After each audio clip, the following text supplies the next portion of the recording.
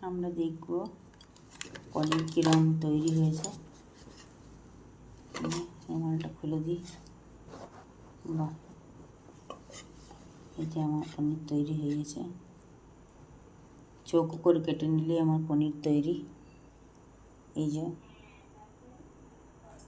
গোল করে বসিয়েছিলাম তাই ভীষণ নরম।